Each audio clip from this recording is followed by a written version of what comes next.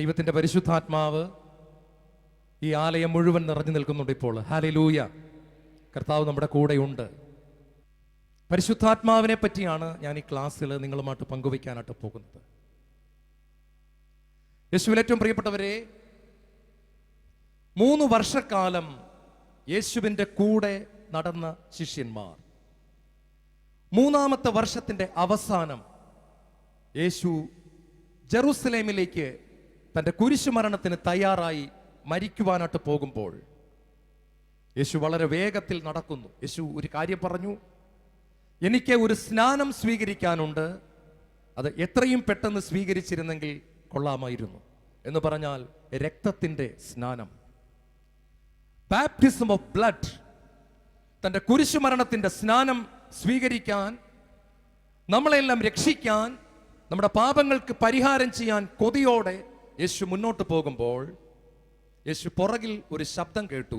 യേശു തിരിഞ്ഞു നോക്കി. അപ്പോൾ ശിഷ്യന്മാർ എന്തോ തമ്മിൽ പറയുന്നു.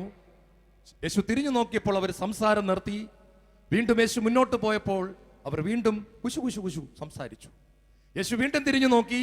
അപ്പോൾ അവർ വീണ്ടും സംസാരം നിർത്തി. പിന്നീട് യേശു ഒന്നും ചോദിച്ചില്ല. പക്ഷെ വീട്ടിലെത്തിയപ്പോൾ യേശു ചോദിച്ചു, വഴിയിലായിരുന്നപ്പോൾ നിങ്ങൾ എന്തിനെ പറ്റിയാണ് സംസാരിച്ചത്? അവരങ്ങോട്ടും ഇങ്ങോട്ടും ഓരോന്നൊക്കെ പറഞ്ഞു. പക്ഷേ ഉത്തരം അവിടെ യേശു തന്നെ പറയുന്നുണ്ട്. തങ്ങളിൽ ആരാണ് വലിയവൻ എന്നതിനെ പറ്റിയാണ് അവർ തർക്കിച്ചത്. യേശുവിൽ ഏറ്റവും പ്രിയപ്പെട്ടവരെ, ഈ ഭൂമി കണ്ട ഏറ്റവും അഭിഷേകം നിറഞ്ഞ വചനപ്രഘോഷകന്റെ കൂടെ 3.5 വർഷക്കാലം ജീവിച്ചിട്ടും സൂര്യനെ പോലെ രൂപാന്തര മലയിൽ അവിടുത്തെ മുഖം വെട്ടിത്തിളങ്ങുന്നത് കണ്ടിട്ടും അവിടുത്തെ പ്രകാശത്താൽ വസ്ത്രം ഭൂമിയിലെ ഒരു അലക്കുകാരനും വെളുപ്പിക്കാനാവാത്തവണ്ണം വെട്ടിത്തിളങ്ങുന്നത് കണ്ടിട്ടും, നായില്ല വിധവയുടെ മകനെ പേര് ചൊല്ലി വിളിച്ച് ഉയർപ്പിക്കുന്നത് കണ്ടിട്ടും, കാനായിലെ പച്ചവെള്ളത്തെ വീഞ്ഞാക്കി കാണിക്കുന്നത് കണ്ടിട്ടും, പഠിപ്പിക്കലുകൾ കേട്ടിട്ടും അവരുടെ ജീവിതത്തിൽ തങ്ങളിൽ ആരാണ് വലിയവൻ എന്നതിനെ പറ്റിയുള്ള തർക്കം, പഠിപ്പിക്കലിന്റെ അവസാനം, 3.5 വർഷക്കാലത്തെ യേശുവിന്റെ പഠനത്തിന്റെയും കോച്ചിങ്ങിന്റെയും അവസാനം, സാക്ഷാൽ ദൈവപുത്രൻ പഠിപ്പിച്ചിട്ടും പഠിക്കാൻ സാധിക്കാതെ, അഥവാ പഠിച്ചത് പ്രാവർത്തികമാക്കാൻ സാധിക്കാതെ, അറിഞ്ഞ കാര്യം പ്രാക്ടീസ് ചെയ്യാൻ സാധിക്കാതെ, അനുസരിക്കാൻ സാധിക്കാതെ അവർ വിഷമിക്കുന്നത് കണ്ടപ്പോൾ യേശു വരെ വഴക്കു പറഞ്ഞില്ല. യേശു പറഞ്ഞു, എനിക്കറിയാം നിങ്ങളെ കൊണ്ട് പറ്റത്തില്ല.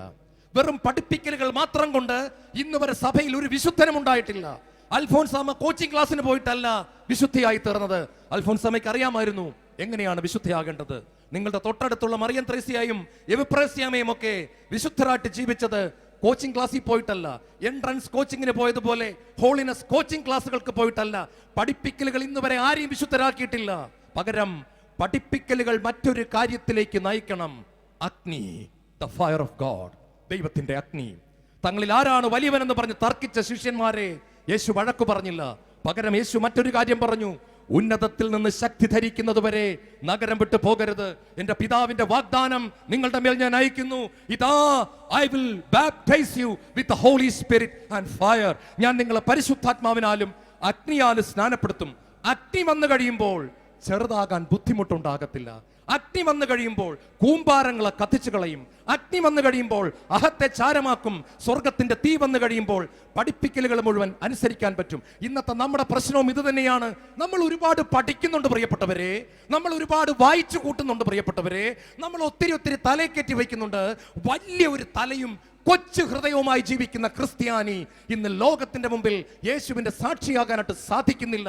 പകരം പരിശുദ്ധാത്മാവ് നമ്മുടെ മേൽ വരുമ്പോൾ നമുക്ക് വലിയൊരു ഹൃദയം കിട്ടുന്നു. ആത്മാവിന്റെ അഭിഷേകം വരുമ്പോൾ മാത്രമേ നമ്മൾ രൂപാന്തരം പ്രാപിക്കുന്നുള്ളൂ. നിങ്ങൾ ഈ കൺവെൻഷന്റെ ആദ്യം മുതൽ അവസാനം വരെ ഞാൻ ഈ പ്രസംഗിക്കുന്നത് ഉൾപ്പെടെ നിങ്ങൾ അറിവിന് വേണ്ടി മാത്രമാണ് ഇവിടെ ഇരിക്കുന്നെങ്കിൽ ഒരു ചുക്ക് സംഭവിക്കാൻ പോകുന്നില്ല. പക്ഷേ ഇതിന്റെ ഇടയ്ക്ക് എപ്പോഴെങ്കിലും ദൈവത്തിന്റെ തീ നിങ്ങളെ തൊട്ടാൽ, when the fire comes, ദൈവത്തിന്റെ അഗ്നി തൊട്ടാൽ ആ സെക്കൻഡിൽ മാറ്റം വന്നിരിക്കും. യാതൊരു സംശയവുമില്ല. ബൈബിളും സഭയുടെ ചരിത്രവും അത് നമ്മളെ വ്യക്തമാക്കുന്നു. അഗ്നി തൊടാതെ ഒരിക്കലും മാറ്റം ഉണ്ടാകുന്നില്ല. സ്കൂളിൽ നിന്ന് കുട്ടികൾ വിശന്നു വന്നു. വിശന്ന് ബാഗ് എടുത്തു വന്നിട്ട് അവർ വലിച്ചെറിഞ്ഞു. മമ്മി മമ്മി മമ്മി വിശക്കുന്നു. മമ്മി പറഞ്ഞു, ഇപ്പൊ ഭക്ഷണം കൊണ്ട് തരാം. ഇന്ന് വലിയൊരു ചിക്കനാണ് നിങ്ങൾക്ക് വേണ്ടി ഞാൻ വെച്ചിരിക്കുന്നത്. ഒരു വലിയ കോഴി, വലിയൊരു ചിക്കൻ, അത് ഞാൻ നിങ്ങൾക്ക് തരാം. മമ്മി നേരെ വന്ന് നല്ല ഒരു ചിക്കൻ എടുത്ത് മസാല തേച്ച് ഒരു പ്ലേറ്റിലിട്ട് മക്കളുടെ മുമ്പിൽ കൊണ്ട് വെച്ചു കൊടുത്തു. ഒരു ചിക്കൻ്റെ അകത്ത് മസാല തേച്ച് മക്കളുടെ മുമ്പിൽ കൊണ്ട് വെച്ചു കൊടുത്തു. തിന്നോളാൻ പറഞ്ഞു. മക്കളത് മണപ്പിച്ചിട്ട് പറഞ്ഞു, ഇതെന്തൊരു നാറ്റം. അമ്മ പറഞ്ഞു, എടാ മക്കളെ, ഇത് ചിക്കനാ, ചിക്കൻ, കോഴി, കഴിക്ക്. മമ്മി, എന്തൊരു നാറ്റം, ഇതിന്റെ അകത്ത് എന്തൊരു നാറ്റം, ഇത് ഞങ്ങൾക്ക് വേണ്ട, ഈ ചിക്കൻ ഞങ്ങൾക്ക് വേണ്ട. വേണ്ടെങ്കിൽ എഴുന്നേറ്റ് പോയി കിടക്ക്. അപ്പുറത്ത് പോയി കിടന്നു. കുറച്ച് സമയം കഴിഞ്ഞ് ഈ മമ്മി ഇതേ മസാല തേച്ച ചിക്കൻ എടുത്ത് അടുപ്പത്ത് കൊണ്ടുപോയി വലിയൊരു ചീനച്ചട്ടി ചൂടാക്കി അതിൻ്റെ അകത്ത് എണ്ണ തിളപ്പിച്ചു. എന്നിട്ട് ഇതേ മസാലയും ഈ ചിക്കനും കൂടെ എടുത്ത് ആ എണ്ണയുടെ അകത്തിട്ട് അങ്ങോട്ടും ഇങ്ങോട്ടും തിരിക്കാൻ തുടങ്ങി. ഞങ്ങൾക്കിത് വേണ്ട എന്ന് പറഞ്ഞ അതേ കുട്ടികൾ ബെഡ്റൂമിൽ കിടന്നുകൊണ്ട്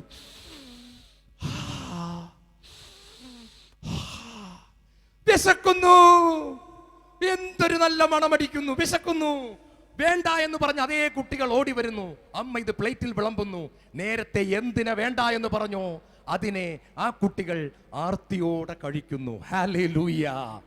എൻ്റെ ശുശ്രൂഷ ജീവിതത്തിൽ ഞാൻ കണ്ടിട്ടുണ്ട്, പഠിപ്പിക്കുന്ന സമയത്ത് ഉറക്കം തൂങ്ങിക്കൊണ്ടിരിക്കുന്ന ആളുകൾ അഗ്നി വരുമ്പോൾ ചാടി എഴുന്നേൽക്കുന്നു. പഠിപ്പിക്കുന്ന സമയത്ത് തൂങ്ങിയിരിക്കുന്ന ആളുകൾ പരിശുദ്ധാത്മാവിന്റെ അഗ്നി വരുന്നത് കാണുമ്പോൾ, when the fire comes, ആത്മാവിന്റെ അഗ്നി വരുന്നത് കാണുമ്പോൾ അവർ ചാടി എഴുന്നേൽക്കുന്നു. കാരണം തീയെടുത്തിരുന്ന് ഉറങ്ങുന്നത് വളരെ ബുദ്ധിമുട്ടുള്ള കാര്യമാണ്. ചൂട് തട്ടിക്കൊണ്ടിരിക്കും. തണുപ്പത്തുറങ്ങുന്നവരും തീയെടുത്ത് വന്നു കഴിയുമ്പോൾ ചാടി എഴുന്നേൽക്കുന്നു. പ്രിയപ്പെട്ടവരെ, പുറപ്പാട് പുസ്തകത്തിൽ നമ്മൾ ഒരു രംഗം കാണുന്നുണ്ട്. മോശ മരുഭൂമിയിലൂടെ ആടുകളുമായിട്ട് നടന്നു പോകുന്ന സമയത്ത് ഒരു മുൾപ്പടർപ്പിന് തീ കത്തുന്നു. മോശ അത് പല പ്രാവശ്യവും കണ്ടിട്ടുണ്ട്, അതുകൊണ്ട് വലിയ കാര്യമായിട്ടൊന്നും മോശ എടുത്തില്ല. പക്ഷേ വൈകുന്നേരം ആടുകളുമായി തിരിച്ചു പോകുമ്പോഴും ആ മുൾപ്പടർപ്പ് കത്തുന്നു. മോശ ഒന്ന് നോക്കി, എടാ രാവിലെ കത്താൻ തുടങ്ങിയതാണല്ലോ, ഇതെന്താ വൈകിട്ടും കത്തുന്നത്? ആ സാരമില്ല, പോട്ടെ, കുറച്ചുകൂടെ കത്തട്ടെ. പിറ്റേന്ന് രാവിലെ വീണ്ടും ആടുകളുമായിട്ട് വരുമ്പോഴും ആ മുൾപ്പടർപ്പ് കത്തുന്നു. ഇന്നലെ രാവിലെ കത്താൻ തുടങ്ങിയതാണല്ലോ, ഇതെന്താ അവസാനിക്കാത്തത്? ആ സാരമില്ല, കത്തട്ടെ. വൈകുന്നേരം അങ്ങോട്ട് പോകുമ്പോഴും ആ മുൾപ്പടർപ്പ് കത്തുന്നു എന്ന് മാത്രമല്ല, അത് ചാരമാകുന്നില്ല. മോശയ്ക്കൊരു കാര്യം മനസ്സിലായി, എങ്ങനെ കത്തിയാലും ഒരു ദിവസം കൊണ്ട് കത്തിത്തീരണം. ഇത് രണ്ടാം ദിവസം വൈകുന്നേരവും കത്തുന്നു. മാത്രമല്ല, എനിക്ക് മുൾപ്പടർപ്പിനെ വ്യക്തമായിട്ട് കാണാം. ഇതെന്താണെന്ന് കാണുവാൻ മോശ പതുക്കെ അടുത്തോട്ട് ചെന്നു. പ്രിയപ്പെട്ട സഹോദരങ്ങളെ, സഭയിൽ പരിശുദ്ധാത്മാവിന്റെ അഗ്നി കത്തുമ്പോൾ സഭയെ കളിയാക്കുന്നവരും സഭയെ വിമർശിക്കുന്നവരും സഭയെ കുറ്റപ്പെടുത്തുന്നവരും ഇതെന്താണെന്ന് കാണാൻ അടുത്തടുത്ത് വരുന്ന ഒരു കാഴ്ച സഭയുടെ ചരിത്രത്തിലുണ്ട്. സഭയെ കുറ്റം പറയുന്നവരെല്ലാം അഗ്നി ഇറങ്ങി വരുന്നത് കാണുമ്പോൾ ഈ അഗ്നി കാണാൻ ഓടി വരുന്നു. മുൾപ്പടർപ്പ് കത്തുന്ന സമയത്ത് മോശ കടന്നു വന്നു ഇതെന്താണെന്ന് കാണുവാൻ. അടുത്ത് വന്നപ്പോൾ ഒരു സ്വരം അവിടെ നിന്ന് കേട്ടു, മോശേ മോശേ, നീ നിൽക്കുന്ന സ്ഥലം പരിശുദ്ധമാണ്, നിന്റെ ചെരുപ്പുകളെ അഴിച്ചു മാറ്റുക. മോശ ഒരു കാര്യം കണ്ടു, മുൾപ്പടർപ്പ് കത്തുന്നു, അത് ചാരമാകുന്നില്ല. പ്രിയപ്പെട്ട സഹോദരങ്ങളെ ശ്രദ്ധിക്കണം, മോശ ഇപ്രകാരം ചിന്തിച്ചു, ദൈവമേ, ഇവിടെ ധാരാളം ഈന്തപ്പനകൾ ഉണ്ടായിരുന്നല്ലോ, ഈന്തപ്പഴങ്ങൾ തൂങ്ങിക്കിടക്കുന്ന ഈന്തപ്പനകൾ, എന്തേ നിന്റെ അഗ്നി മുൾപ്പടർപ്പിൽ കത്തി? എന്തേ നിന്റെ അഗ്നി ഒരു ഈന്തപ്പനയിൽ കത്തിയില്ല? ഒരു ഈന്തപ്പന നല്ല മരമാണല്ലോ, ഈന്തപ്പഴം നല്ലതാണല്ലോ. എല്ലാവരെയും മുറിച്ച് തള്ളുന്ന, എല്ലാവരെയും മുറിപ്പെടുത്തുന്ന, ആർക്കും വേണ്ടാത്ത ഈ മുൾപ്പടർപ്പിൽ ദൈവമേ, നിന്റെ അഗ്നി നീ എന്തിനു കത്തിക്കുന്നു? മോശ ഉള്ളിൽ നിന്നൊരു ശബ്ദം കേട്ടു, ഞാൻ വന്നത് നീതിമാന്മാരെ തേടിയല്ല, പാപികളെ തേടിയാണ്. ചേർന്ന് പറഞ്ഞേ ഹല്ലേലൂയ. ഞാൻ വന്നത് ഈന്തപ്പഴത്തിന് തീ കൊടുക്കാനല്ല ഞാൻ വന്നത്, ഈന്തപ്പനകളെ അഭിഷേകം ചെയ്യാനല്ല ഞാൻ വന്നത്.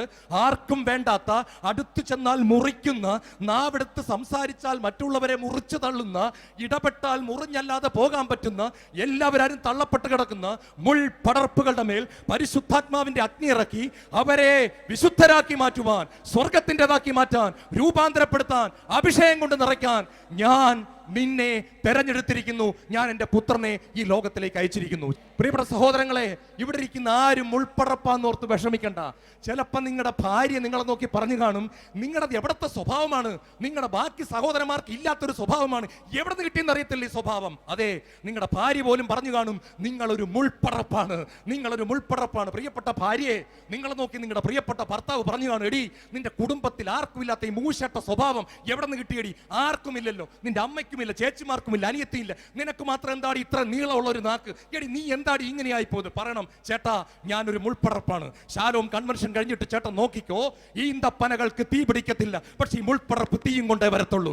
ഈന്തപ്പനകൾക്ക് തീ പിടിക്കത്തില്ല, ഈ മുൾപ്പടർപ്പ് തീയും പിടിച്ച് ഞാൻ ഇന്ന് കത്തിയെരിഞ്ഞേ വരത്തുള്ളൂ. കാരണം ദൈവം മുൾപ്പടർപ്പുകളുടെ മേൽ അഗ്നി അയക്കുന്നവനാണ്. ഇന്ന് നമുക്ക് യോഹന്നാനെ ഭയങ്കര ഇഷ്ടമാണ്, ശരിയാ, പക്ഷെ ആൾ അത്ര നല്ല പുള്ളിയൊന്നും അല്ലായിരുന്നു. കുറെ വർഷങ്ങൾക്ക് മുമ്പ് ഒരു ദിവസം യേശുവിന്റെ അടുത്ത് നിന്നിട്ട് പറഞ്ഞു, യേശുവേ, നീ നിന്റെ രാജ്യത്ത് പ്രവേശിക്കുമ്പോൾ നിന്റെ വലത്തുവശത്തെ പ്രധാനമന്ത്രി കസേരയിൽ ഈ യോഹന്നാനെ ഇരുത്തണം, ഇടത്തുവശത്ത് മുഖ്യമന്ത്രി കസേരയിൽ എന്റെ പ്രിയപ്പെട്ട സഹോദരൻ യാക്കോബും, മറ്റുള്ളവർക്കൊക്കെ പിയൂൺ പോസ്റ്റ് കൊടുത്തേച്ചാൽ മതി.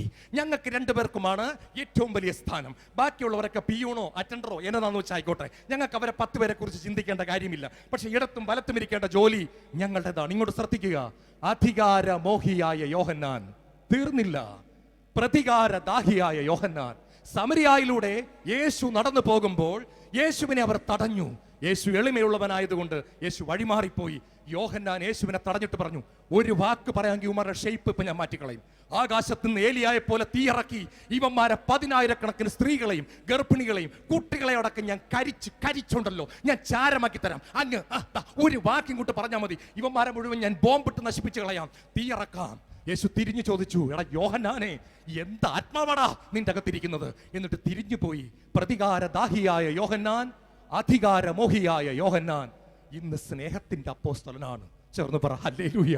നമ്മൾ യോഹന്നാനോട് ചോദിക്കുന്നു, യോഹന്നാനെ നിനക്ക് എന്ത് പറ്റി? യോഹന്നാൻ പറയും, ജോൺ, ഞാനൊരു കത്തുന്ന മുൾപ്പടർപ്പായി മാറി.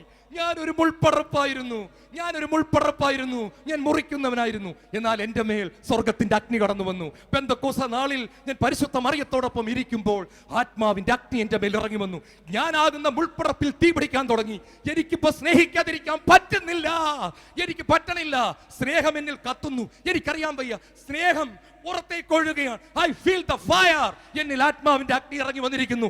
എനിക്കിപ്പോ ആരോടും വെറുക്കാൻ പറ്റുന്നില്ല, ആരെയും കൊല്ലാൻ പറ്റുന്നില്ല, അധികാരമോഹമില്ല. കാല് കഴുകാൻ എനിക്ക് കൊതിയാണ്, പ്രതികാരദാഹമില്ല. ശത്രുക്കളെ സ്നേഹിക്കാൻ എനിക്ക് കൊതിയാണ്. എന്ത് പറ്റി? ഫയർ, അഗ്നി, ദൈവത്തിന്റെ അഗ്നി എന്റെ മേൽ വന്നു. ഇവിടുന്ന് ദാഹിച്ചോണം കേട്ടോ. ദൈവമേ, നിന്റെ ആത്മാവിന്റെ അഗ്നി. ഡോക്ടർ ജോൺ ഉണ്ടല്ലോ, നിങ്ങളോട് പറയാം, പോക്കായിരുന്നു, ഒന്നിനും കൊള്ളത്തില്ലായിരുന്നു. സെപ്റ്റിക് ടാങ്കിൽ നിന്നാ ദൈവം എന്നെ പൊക്കിയെടുത്തത്. പാപത്തിന്റെ വഴികളിലൂടെ പോയ ഒരു മകനാണ് നിങ്ങളുടെ മുമ്പിൽ പ്രസംഗിക്കുന്നത്. എന്റെ വീട്ടിലെ തന്നെ ഒരു മുൾപ്പടർപ്പായിരുന്നു ഞാൻ. മുൾപ്പടർപ്പ്, കത്തുന്ന മുൾപ്പടർപ്പാക്കി ദൈവം ഇന്ന് മാറ്റി. ഈ മുൾപ്പടർപ്പിന്റെ മേൽ ഒരു ദിവസം ദൈവത്തിന്റെ അഗ്നി ഇറങ്ങി വന്നു. ഒന്നിനും കൊള്ളാത്ത ജോണിന്റെ നാവിൽ ദൈവം വചനം വെച്ചു തന്നു. ദൈവത്തിന്റെ പരിശുദ്ധാത്മാവിനെ തന്നുകൊണ്ട് പറഞ്ഞു, നീ ഒരു മുൾപ്പടർപ്പായി നിന്ന് കത്തി ലോകത്തിന് കാണിച്ചു കൊടുക്കുക, മറ്റുള്ളവരെ നിന്നിലേക്ക് ആകർഷിക്കുക. ചേർന്ന് പറഞ്ഞേ ഹല്ലേലൂയ. ഉച്ചത്തി പറഞ്ഞേ ഹല്ലേലൂയ. ദൈവം നമ്മളെ ഓരോരുത്തരെയും വിളിക്കുകയാണ്. പ്രിയപ്പെട്ടവരെ, നമ്മൾ ഇനി എത്ര നാൾ ജീവിക്കും? 15 കൊല്ലോ 10 കൊല്ലവോ? ഇവിടെ ഇരിക്കുന്ന 50 വയസ്സിന് മുകളിൽ പ്രായമുള്ളവർ ചിന്തിക്കൂ, നിങ്ങൾ എത്ര വർഷം കൂടെ ജീവിക്കും? 15ഓ 20ഓ? അത്രയൊക്കെ ഉള്ളൂ. 20ഒക്കെ നമുക്ക് ബോണസാണ്. ചിന്തിച്ചോണം, നമ്മുടെ ജീവിതത്തിന്റെ സായാഹ്നത്തിലാണ് ഇവിടെ ഇരിക്കുന്ന ഒരുപാട് പേരെ ഞാൻ കാണുന്നത്. യുവജനങ്ങളെ ഞാൻ വിട്ടു. പക്ഷെ ബാക്കി എന്റെ കണ്ണിൽ കാണുന്ന പലരും ജീവിതത്തിന്റെ 4 മണി സമയത്ത് എത്തി നിൽക്കുന്നവരാണ്. സായാഹ്നം അടുത്തുകൊണ്ടിരിക്കുന്ന സമയത്തെങ്കിലും കർത്താവിന്റെ ശബ്ദത്തിന് ചെവി കൊടുത്തുകൊണ്ട്, ദൈവമേ, നിന്റെ ആത്മാവിന്റെ അഗ്നി എനിക്ക് തരണമെന്ന് പ്രാർത്ഥിക്കൂ. ചേർന്ന് പറഞ്ഞേ ഹല്ലേലൂയ. വർഷങ്ങൾക്ക് മുമ്പ് ഉടുത്തിരുന്ന പാന്റ് ഉരിഞ്ഞു പോയിട്ട് അറിയാത്തൊരു മനുഷ്യനുണ്ട്. ദൈവത്തെ ആരാധിച്ചുകൊണ്ടിരുന്ന സമയത്ത് ഇട്ടിരുന്ന പാന്റ് ഊരിപ്പോയിട്ട് അറിഞ്ഞില്ല. അവന്റെ പേരാ ദാവീദ്. ദൈവം അവനെ നോക്കി പറഞ്ഞു, ജെസ്സയുടെ പുത്രനായ ദാവീദിൽ എന്റെ ഹൃദയത്തിനിണങ്ങിയ മകനെ ഞാൻ കണ്ടു. ദാവീദേ, നിനക്കെന്തു പറ്റി? ദാവീദ് പറയും, ഞാൻ അറിഞ്ഞില്ല. അവന്റെ സ്നേഹാഗ്നിയിൽ ഞാൻ മൂടിപ്പോയ സമയത്ത് പാന്റ് ഊരിപ്പോയി. അടിവസ്ത്രങ്ങളിട്ട് ദാവീദ് രാജാവ് ആരാധിച്ചു. അറിഞ്ഞില്ല എന്ന് ഭാര്യ കളിയാക്കി. ദൈവം മാത്രം വിളിച്ചു പറഞ്ഞു, ജെസ്സയുടെ പുത്രനായ ദാവീദിൽ എന്റെ ഹൃദയത്തിനിണങ്ങിയ ഒരു മകനെ ഞാൻ കണ്ടെത്തി. ചേർന്ന് പറഞ്ഞേ ഹല്ലേലൂയ. നമുക്ക് പാഷൻ നഷ്ടപ്പെട്ടു. We lost everything. We lost the passion for Jesus. നമുക്ക് യേശുവിനോടുള്ള അടങ്ങാത്ത സ്നേഹം, മണവാട്ടിക്ക് ആദ്യ നാളുകളിൽ മണവാളനോട് തോന്നുന്ന ആ സ്നേഹമുണ്ടല്ലോ, അതൊക്കെ നമുക്ക് നഷ്ടപ്പെട്ടു പോയി. പ്രിയപ്പെട്ടവരെ, നമുക്ക് യാന്ത്രികമാണ്. വിശുദ്ധ കുർബാന സ്വീകരിക്കുന്നത് പോലും ചില രാജ്യങ്ങളിൽ ചിലപ്പോൾ ബിസ്ക്കറ്റ് മേടിച്ച് വായിലിട്ടുണ്ട് വരുന്നത് പോലെയാണ്. യുവജനങ്ങൾ ചവച്ച് ഇടത്തോട്ടും വലത്തോട്ടും നോക്കി ഹായ് പറഞ്ഞ് വിശുദ്ധ കുർബാന സ്വീകരിക്കുന്ന കാഴ്ച ചില രാജ്യങ്ങളിൽ കണ്ടു. ലോകം താഴേക്ക് പോയിക്കൊണ്ടിരിക്കുകയാണ്. ദൈവം കേരള സഭയെ വലിയ കാര്യങ്ങൾ ഏൽപ്പിച്ചിരിക്കുന്നു. മറന്നു പോകരുത്. ചേർന്ന് പറ ഹല്ലേലൂയ. വിശ്വാസം നഷ്ടപ്പെട്ടുകൊണ്ടിരിക്കുന്ന ഈ കാലഘട്ടത്തിൽ ലോകത്തിന് മുമ്പിൽ വിശ്വാസം കാണിച്ചു കൊടുക്കാൻ, ഒരു തിരികെടാതെ സൂക്ഷിക്കാൻ ദൈവം നമ്മളെ ഓരോരുത്തരെയും വിളിക്കുകയാണ്. ഒരു മുൾപ്പടർപ്പായി ഇന്ന് വന്ന വ്യക്തി ഇവിടെ നിന്ന് തീ പിടിച്ചുകൊണ്ട് പോകും. അത് കർത്താവിന്റെ വാഗ്ദാനമാണ്. ചേർന്ന് പറ ഹല്ലേലൂയ. നിങ്ങൾക്കറിയാമോ, മോശ കണ്ട മുൾപ്പടർപ്പിൽ ആരെങ്കിലും 2 ബക്കറ്റ് വെള്ളം കോരി ഒഴിച്ചാൽ എന്ത് പറ്റുമെന്ന് അറിയാമോ? ആ വെള്ളം മുഴുവൻ നീരാവിയായി പോകും. ആ വെള്ളം മുഴുവൻ ഒരു ശബ്ദം, അതിനു മുമ്പ് അത് മുഴുവൻ നീരാവിയായി തീർന്നു. ആത്മാവ് കത്തിക്കൊണ്ടിരിക്കുന്ന ഒരു വ്യക്തിയെ ലോകം മുഴുവൻ അവന്റെ തീ കെടുത്താൻ ശ്രമിച്ചാലും അത് മുഴുവൻ നീരാവിയായി പോകത്തേ ഉള്ളൂ. പകരം നമ്മൾ കത്തിക്കൊണ്ട് നിൽക്കും. ഞാൻ നിങ്ങളോട് ഒരു ചോദ്യം ചോദിക്കാൻ പോവാണ്, നിങ്ങൾ ഉത്തരം പറയണം. നിങ്ങൾ ഇന്ന് വൈകുന്നേരം ടെലിവിഷനിൽ ഒരു വാർത്ത കേൾക്കാനായിട്ട് പോവുകയാണ്. നിങ്ങളുടെ തൃശ്ശൂർ കളക്ടറേറ്റിൽ നാളെ രാവിലെ 3 മണിക്ക് എത്തുന്ന 500 പേർക്ക് 10 ലക്ഷം രൂപ ഫ്രീ ആയിട്ട് തരുന്നതായിരിക്കും.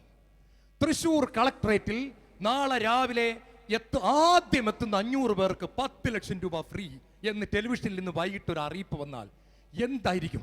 ആ ടെലിവിഷൻ കണ്ടോണ്ടിരിക്കുമ്പോൾ തന്നെ ഉടുത്തോണ്ടിരുന്ന പാന്റും ഷർട്ടും ലുങ്കിയും നൈറ്റിയും മാറ്റാതെ വിടടാ വണ്ടി വിടടാ എന്ന് പറഞ്ഞിട്ട് അപ്പൊ തന്നെ കിട്ടുന്ന വണ്ടിയുടെ കയറി അവിടെ പോയി ക്യൂ നിൽക്കുകയാണ്. നാളെ രാവിലെ 5 മണിക്ക് എത്തുന്നവർക്കാ ഇന്ന് വൈകുന്നേരം മണി 7:30 ആയിട്ടുള്ളൂ. പക്ഷെ നിങ്ങൾ അവിടെ ചെന്നപ്പോ ഒരു കാഴ്ച കണ്ടു. അവിടെ ഒരു 10,000 പേര് അപ്പൊ തന്നെ വന്നു കഴിഞ്ഞു. നിങ്ങൾ ചോദിച്ചു ഇത് എപ്പോഴെത്തി? പ്രധാന വാർത്തകൾ കാണിച്ചപ്പോൾ തന്നെ ഞങ്ങൾ ഓടി. ചേച്ചി അവസാനം വരെ കാത്തിരുന്നത് കൊണ്ട് ഏറ്റവും പുറകിലായി. ഞങ്ങൾ ഇത് ആദ്യം കാണിച്ചപ്പോൾ തന്നെ TV ഓഫ് ചെയ്യാൻ മറന്നുപോയി. ഞങ്ങൾ ഓടി വന്ന് നിൽക്കുകയാണ്. പിന്നെ നിങ്ങൾ കാണുന്നു വെളുപ്പിന് വരെ ആളുകളുടെ ഒരു പ്രളയം. എന്തേ? 10 ലക്ഷം രൂപ കൊടുക്കാമെന്ന് പറഞ്ഞപ്പോ ലുങ്കി മാറ്റാൻ മറന്നുപോയി. പഴയ ലുങ്കി ഉടുത്തോണ്ട് ഓടി, പഴയ നൈറ്റി ഉടുത്തോണ്ട് ഓടി. പല്ലും തേക്കണ്ട, രാത്രിയത്തെ കഞ്ഞിയും പയറും വേണ്ട, ഒന്നും വേണ്ട. ഈ എത്രമാത്രം ക്യൂ നിന്നാലും കുഴപ്പമില്ല. പള്ളിയിലച്ഛന്റെ പ്രസംഗം 10 മിനിറ്റ് നീണ്ട നോക്കുന്നവർ രാത്രി മുഴുവൻ ആ തൃശ്ശൂരിലെ കളക്ടറേറ്റിന് മുമ്പിൽ ക്യൂ നിൽക്കാൻ മടിക്കത്തില്ല. എന്താ കാര്യം? 10 ലക്ഷം രൂപ ഫ്രീ. പ്രിയപ്പെട്ടവരെ, യേശു പറയാണ് 1000 ലക്ഷം രൂപയേക്കാൾ വിലയുള്ള. നിങ്ങൾക്കറിയാവോ, ഞാനൊരു മെഡിക്കൽ ഡോക്ടറായിരുന്നു. 5 വർഷമായിട്ട് ഞാൻ കിട്ടിക്കൊണ്ടിരുന്ന നല്ല ശമ്പളം വലിച്ചെറിഞ്ഞിട്ടാ ഈ തൊണ്ട പൊട്ടിച്ച് നിങ്ങളുടെ മുമ്പിൽ നിന്ന് ഒരു കഴുതയെ പോലെ കൂവിക്കൊണ്ടിരിക്കുന്നു. മറന്നു പോകരുത്. ചേർന്ന് പറഞ്ഞേ ഹല്ലേലൂയ. ഒരു പണിയുമില്ലാഞ്ഞിട്ട് ഇറങ്ങിയ ഒരാളല്ല ഞാൻ. മറന്നു പോകരുത് നിങ്ങൾ. Price the Lord. നിങ്ങൾക്ക് ഒന്നെങ്കിൽ ഓർക്കാം, ഒന്നേ എനിക്ക് ഭ്രാന്താണ്, അല്ല ഞാൻ ദൈവത്തെ കണ്ടിട്ടുണ്ട്. എന്താ നിങ്ങൾ തീരുമാനിച്ചോ? Praise the Lord. ഡോക്ടർ ഉദ്യോഗം വലിച്ചെറിഞ്ഞ് കളഞ്ഞിട്ട് യേശുവിന്റെ നാമം പ്രസംഗിക്കണമെങ്കിൽ ഒന്നുകിൽ ആ വ്യക്തിക്ക് ഭ്രാന്താണ്, അല്ലെങ്കിൽ ദൈവത്തെ ആ വ്യക്തി കണ്ടിട്ടുണ്ട്. ഇത് രണ്ടിലൊന്നാണ്. നിങ്ങൾക്ക് ആ തീരുമാനം ഞാൻ വിട്ടുതരുന്നു. ചേർത്ത് പറഞ്ഞേ ഹല്ലേലൂയ. പ്രിയപ്പെട്ടവരെ, മെഡിക്കൽ എൻട്രൻസ് കിട്ടാൻ വേണ്ടി കഷ്ടപ്പെട്ട വ്യക്തിയാണ് ഞാൻ സാധാരണ വീട്ടിലെയാണ്. ഇന്ന് നമ്മുടെ കേരളത്തിൽ MBBS പൈസ കൊടുത്ത് പഠിക്കാൻ 60 ലക്ഷം രൂപയാണ് MBBSന്റെ സീറ്റിന് പ്രൈവറ്റ് മെഡിക്കൽ കോളേജിൽ. എനിക്കതില്ല. ഞാൻ അതുകൊണ്ട് പറഞ്ഞു, കർത്താവേ എനിക്ക് നീ തരണം. കർത്താവ് തന്നു. ഞാൻ ആലപ്പുഴ മെഡിക്കൽ കോളേജിൽ പഠിച്ചു. പക്ഷെ അന്ന് ഞാൻ ഉറക്കമില്ലാതെ പഠിക്കുന്നത് എനിക്ക് ഓർമ്മയുണ്ട്. അത്ര ദാഹത്തോടെ ഞാൻ MBBS സീറ്റിന് വേണ്ടി പഠിച്ചു. ഞാൻ യേശുവിനെ അറിഞ്ഞപ്പോൾ ഞാൻ പരിശുദ്ധാത്മാവിന്റെ ഒരു മൃദുല സ്വരം കേട്ടു. ജോൺ, നീ MBBS സീറ്റിന് വേണ്ടി പഠിച്ചതിനേക്കാൾ, ആഗ്രഹിച്ചതിനേക്കാൾ, കൊതിച്ചതിനേക്കാൾ എൻ്റെ ആത്മാവിന് വേണ്ടി നീ കൊതിച്ചാൽ, നീ ദാഹിച്ചാൽ നിനക്ക് ഞാൻ എൻ്റെ അഭിഷേകം തരും. ചേർന്ന് പറ ഹല്ലേലൂയ. നിന്റെ കൊതി എവിടം വരെ ഉണ്ടെന്ന് ഞാനും നോക്കും. MBBS ആണോ നിനക്ക് വലുത്? പരിശുദ്ധാത്മാവാണോ നിനക്ക് വലുത്? 10 ലക്ഷം രൂപയാണോ നിനക്ക് വലുത്? പരിശുദ്ധാത്മാവാണോ നിനക്ക് വലുത്? 10 ലക്ഷം രൂപയ്ക്ക് വേണ്ടി ഇന്ന് തന്നെ കളക്ടറേറ്റിന് മുമ്പിൽ പോയി ക്യൂ നിൽക്കുന്നവരെ പരിശുദ്ധാത്മാവിനെ ഫ്രീ ആയിട്ട് തരുമെന്ന് പറഞ്ഞാൽ ആരാ പ്രിയപ്പെട്ടവരെ വന്ന് ഇതുപോലെ ക്യൂ നിൽക്കുന്നു? ആരാണ് ക്യൂ നിൽക്കുന്നത് പ്രിയപ്പെട്ടവർ? എത്ര പരസ്യമാണ് വയ്ക്കേണ്ടി വരുന്നത്? പരിശുദ്ധാത്മാവിനെ തരുന്നു, വാ. നോക്കട്ടെ, സമയമില്ല ബ്രദറെ, ജോലിത്തിരക്കല്ലേ.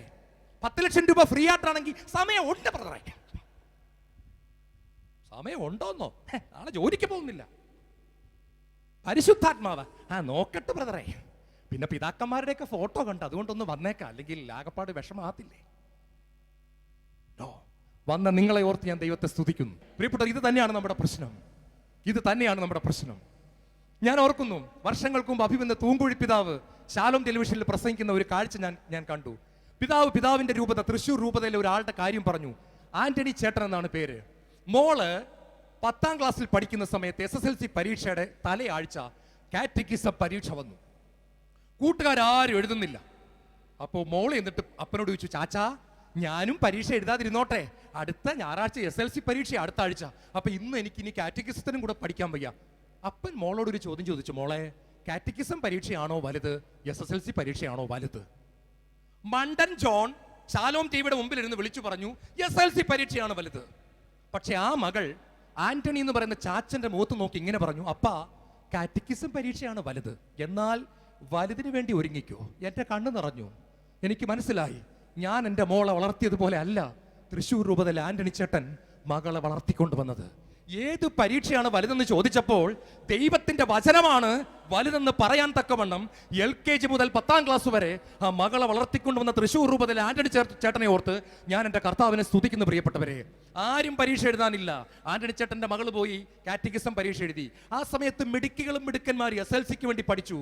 അത് കഴിഞ്ഞ് അടുത്ത ആഴ്ച SLC പരീക്ഷ എഴുതി. ആന്റണി ചേട്ടന്റെ മോളും എഴുതി. എല്ലാവരും എഴുതി. കുറച്ച് നാൾ കഴിഞ്ഞു. ഒരു ദിവസം രാവിലെ ഒരു കോളിംഗ് ബെല്ല് വീട്ടിൽ. ആന്റണി ചേട്ടൻ വന്ന് വാതിൽ തുറന്നപ്പോ ഒരു 12 പേര് വിടുപ്പുണ്ട്, ക്യാമറയും പിടിച്ചോണ്ട്. ആന്റണി ചേട്ടൻ ചോദിച്ചു, നിങ്ങൾ ആരാ? ഞാൻ ദീപികയിൽ നിന്ന് വരുന്നു, ഞാൻ മാതൃഭൂമിയിൽ നിന്ന് വരുന്നു, ഞാൻ മനോരമയിൽ നിന്ന് വരുന്നു. എല്ലാരും കൂടെ എന്താ പ്രശ്നം? ആന്റണി ചേട്ടന്റെ മോൾക്ക് സ്റ്റേറ്റിൽ 1ാം റാങ്കാണ്. SSLCക്ക് ആന്റണി ചേട്ടന്റെ മോൾക്ക് സ്റ്റേറ്റിൽ 1ാം റാങ്കാണ്. അതെ, ഏതാണ് വലുത്? കാറ്റഗിസം പരീക്ഷയാണോ വലുത്? SSLC പരീക്ഷയാണോ വലുത്? പഠിപ്പിച്ചു LKG മുതൽ. ദൈവവും ദൈവത്തിന്റെ വചനം സഭയും കഴിഞ്ഞിട്ട് മതിയടി പഠിച്ചത്. അവൾ പഠിച്ചു പ്രിയപ്പെട്ടവരെ, അവൾ പഠിച്ചു. അവൾക്ക് ദൈവം കൊടുത്തു 1ാം റാങ്ക്. ഇന്ന് അവൾ തൃശ്ശൂരിലുണ്ട്. MBBS MD പീഡിയാട്രിക്സ് കുട്ടികളുടെ ഡോക്ടറായി അവൾ ശുശ്രൂഷ ചെയ്യുന്നു. ദൈവത്താൽ അനുഗ്രഹിക്കപ്പെട്ട ഒരു കുടുംബം. മറന്നു പോകരുത്, പരിശുദ്ധാത്മാവിന്റെ അഗ്നി കടന്നു വരുമ്പോൾ നമ്മുടെ ജീവിതത്തിൽ സംഭവിക്കുന്ന ചില കാര്യങ്ങളെ പറ്റിയാണ് ഞാൻ നിങ്ങളോട് പറഞ്ഞത്. ഞാനും നിങ്ങളും കത്തുന്ന മുൾപ്പടർപ്പ്, നമ്മുടെ കുടുംബം കത്തുന്ന മുൾപ്പടർപ്പ്. തൃശ്ശൂർ രൂപതയിലെ ആന്റണി ചേട്ടന്റെ കുടുംബം ഒരു കത്തുന്ന മുൾപ്പടർപ്പായി നമ്മുടെ മുമ്പിൽ പ്രശോഭിക്കുന്നു. നമ്മുടെ ജീവിതം കൺവെൻഷനിൽ വെച്ച് കൈയടിച്ച് പാട്ടുപാടി പ്രസംഗം കൊള്ളാമെന്ന് പറഞ്ഞ് 10 പോയിന്റ് എഴുതിയെടുത്ത് പോകാനല്ല. ഇവിടുന്ന് ചില തീരുമാനമെടുക്കണം. ഞാനിത് ചെയ്യും, ഞാൻ ഈ വില എൻ്റെ അപ്പന് കൊടുക്കും, ഞാൻ ഈ വചനം അനുസരിക്കും. ഇത് പരിശുദ്ധാത്മാവ് എന്നോടാ പറയുന്നത്. ഞാൻ പ്രഭാതത്തിൽ എഴുന്നേറ്റ് ദൈവത്തെ ആരാധിക്കും. ഇന്ന് നിങ്ങൾക്ക് വേണ്ടി മണിക്കൂറുകൾ പ്രാർത്ഥിച്ചിട്ടാണ് ഞാൻ ഈ സ്റ്റേജിൽ നിൽക്കുന്നത്. അഗ്നി ഇറങ്ങുവാൻ ഒറ്റ ഉത്തരമേ ഉള്ളൂ, ഫയർ. ആത്മാവിന്റെ അഗ്നി നമ്മുടെ മേൽ ഇറങ്ങുമ്പോൾ നമ്മുടെ ജീവിതം രൂപാന്തരപ്പെടും. ചേർന്ന് പറഞ്ഞേ ഹല്ലേലൂയ. 1, നമ്മൾ കത്തുന്ന മുൾപ്പടർപ്പ്. 2, നമ്മുടെ കുടുംബം കത്തുന്ന മുൾപ്പടർപ്പ്. 3, നമ്മുടെ സഭ കത്തുന്ന മുൾപ്പടർപ്പ്. ചേർന്ന് പറഞ്ഞേ ഹല്ലേലൂയ. ഫ്രാൻസിസ് മാർപ്പാപ്പ എന്തല്ലേ! റോമിൽ മാർപ്പാപ്പയെ കാണാനായിട്ട് ദൈവം എനിക്ക് അടുത്തുനിന്ന് കാണാൻ ഒരു ഭാഗ്യം തന്നു കേട്ടോ. തൊട്ടടുത്ത് നിന്ന്, ഇത്ര അടുത്ത് നിന്ന് ഞാനിങ്ങനെ മാർപ്പാപ്പയുടെ മുഖത്തോട്ട് നോക്കിക്കൊണ്ടിരുന്നു. ഒരു സൂര്യൻ ഉദിച്ചതുപോലത്തെ ഒരു മാർപ്പാപ്പ നടന്നു വരുന്നു.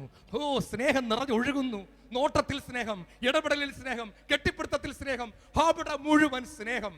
ഒരു മനുഷ്യൻ ലോകത്തെ മുഴുവൻ ആകർഷിക്കുകയാണ്. ലോകം മുഴുവൻ വെള്ളക്കാർ പള്ളിയിൽ പോകുന്ന എണ്ണം കൂടിയിരിക്കുന്നു.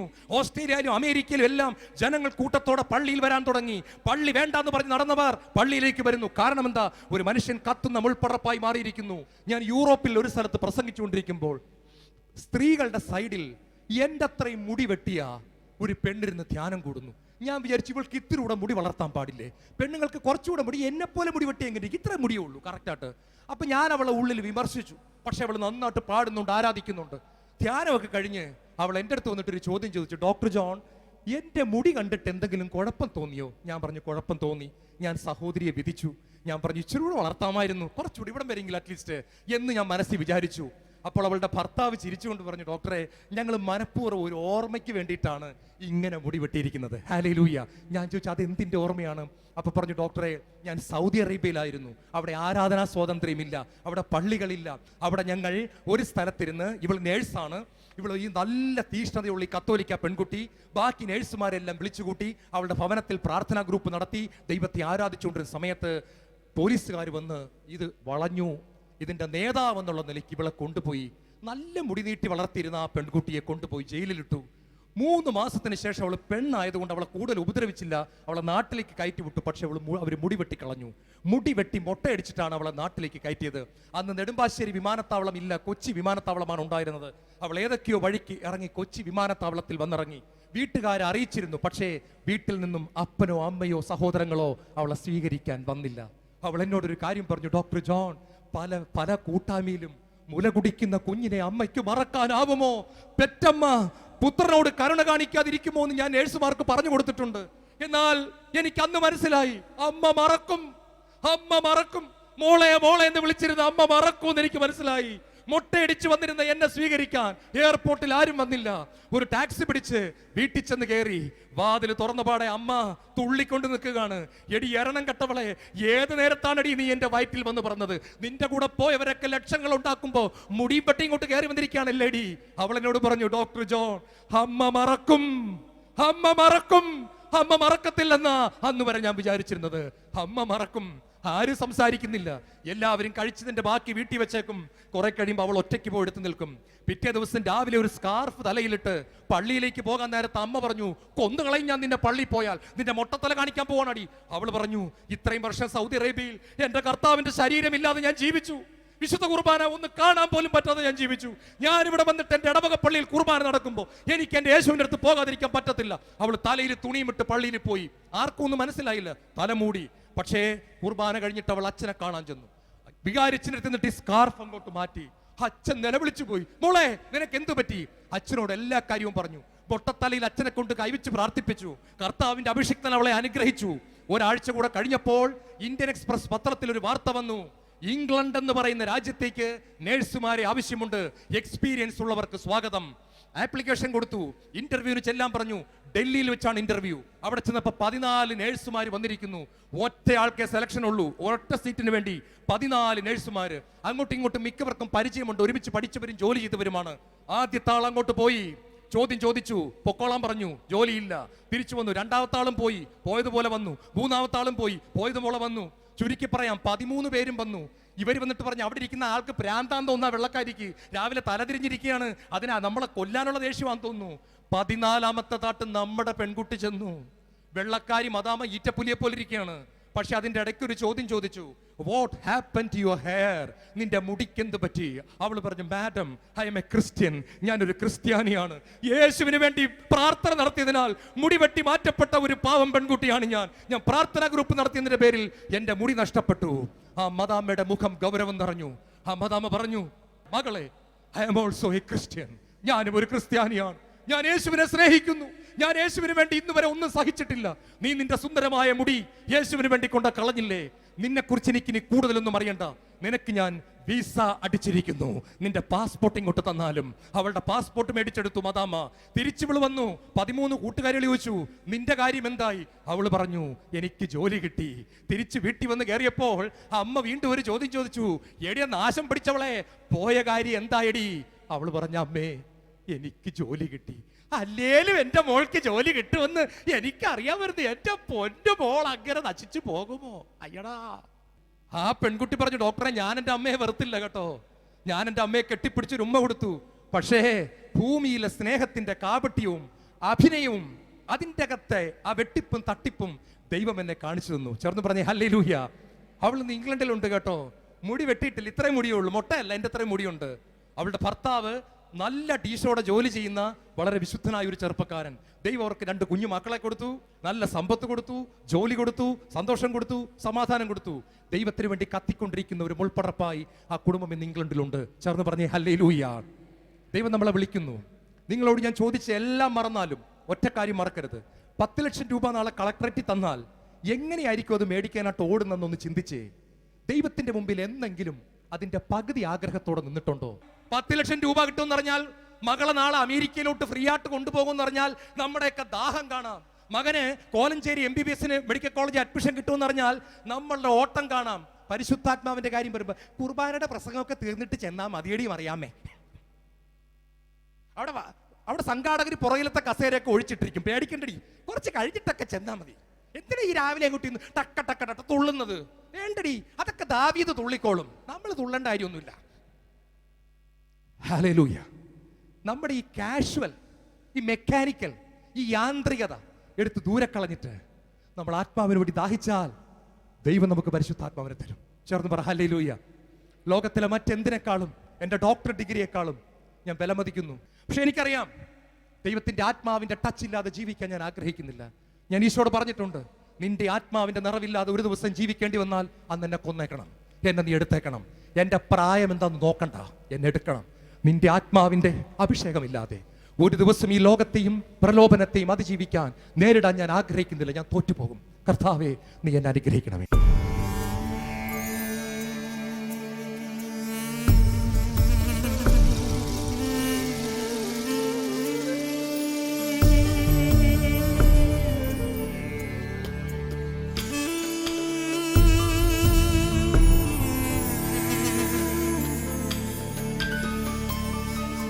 Spirit of God, we worship you.